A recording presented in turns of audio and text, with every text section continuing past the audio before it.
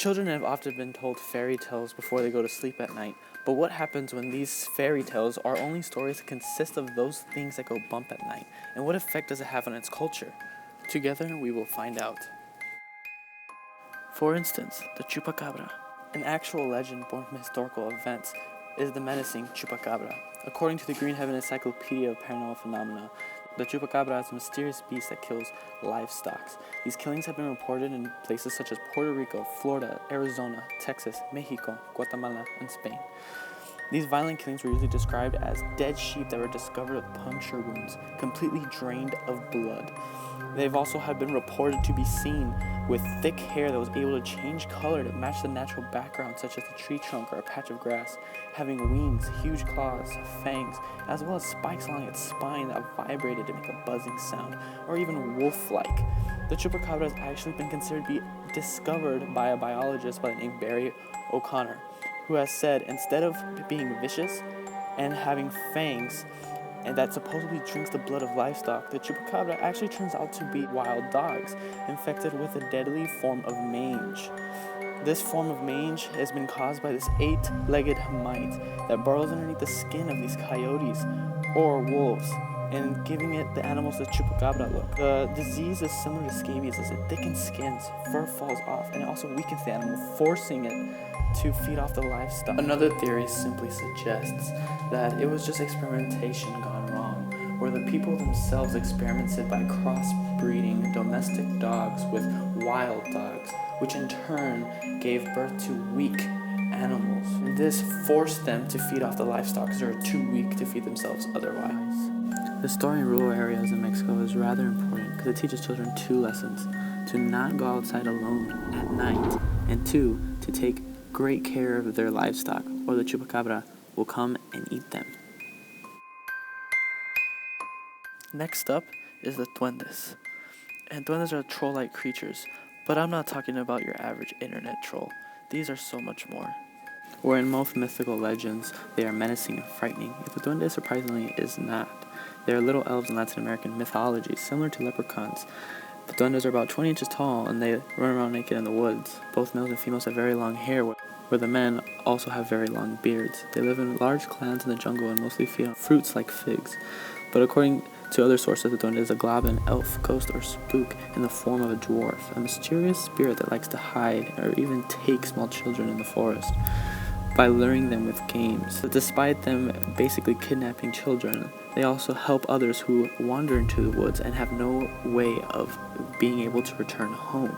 There's also been cases in which people say that duendes hide in the walls of homes, and they like to pull pranks such as hiding your keys, which might explain why a few of us get to school late. But with this myth, it's not all sunshines and rainbows. In fact, there are also some accounts of them being vicious. For instance, if you do not share your food and toys, or if you're just plain mean to them. Although if you do capture one, you can't force them to do chores around the house. Just make sure you share your chocolate every now and then. These duendes are rather important in Mexican culture for the fact that they teach children to share and to be kind to one another. Because if you do not, they might steal a soul or two.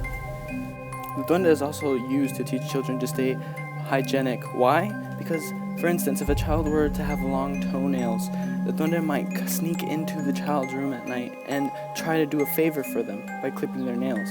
However, there are accounts in which they might mistake their actual toe for the nail, so the child might wake up with only 4 fingers. Another origin which seems to be rather odd, but makes sense since it originates from a part of the world where 80% of its inhabitants are Catholic. The story goes that if your child is not baptized into the Catholic Church and dies, they will come back to life as an evil duende that only lives to steal the souls of others, to feed itself. The coco, cuco, coca, cucoca, cucuy, and even the boogeyman. It has many different names, same impact, and probably the most impactful in all of Mexican culture.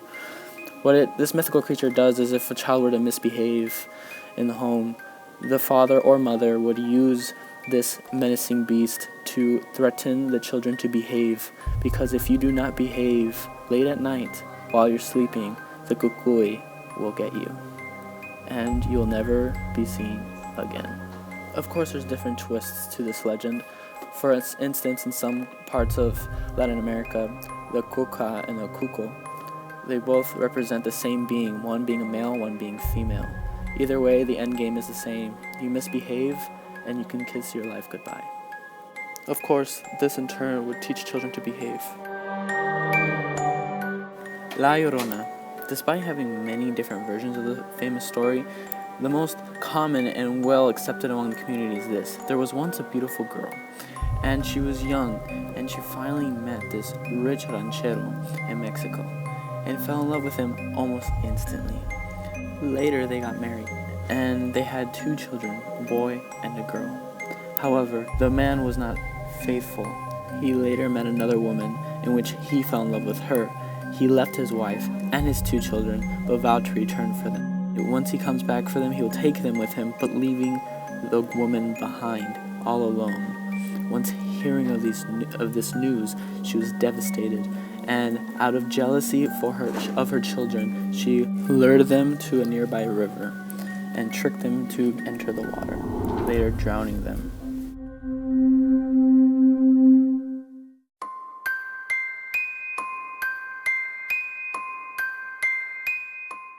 She then realized what she has done and a huge mistake that was made, and she decided to take her own life, the same way she took the life of her children. The many different versions of the story are in the sense where the man is either rich or poor, or the woman is a widow. No matter the version, it all ends the same. Drowned children and a woman who now haunts the life of her husband, seeking for her children. The story is important in the sense of the community because it teaches children to not wander at night, at least not alone, or else La Llorona might come and get them, confusing them as her own children. There has also been sightings on which a woman would walk along the All-American Canal, and unexpecting drivers would pick up the woman and would agree to drive her to wherever she needed to be, only to find that the woman would disappear later along the drive.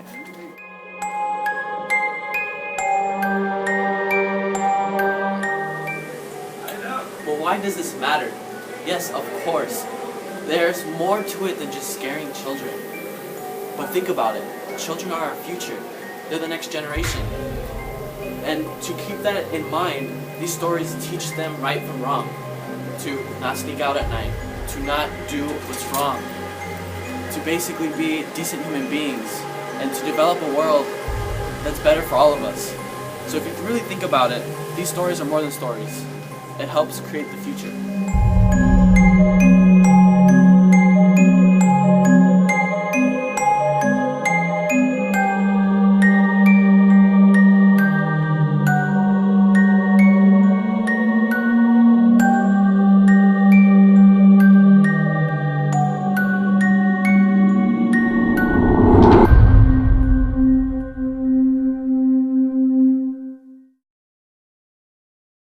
More videos like our classics, like, is my father an alcoholic?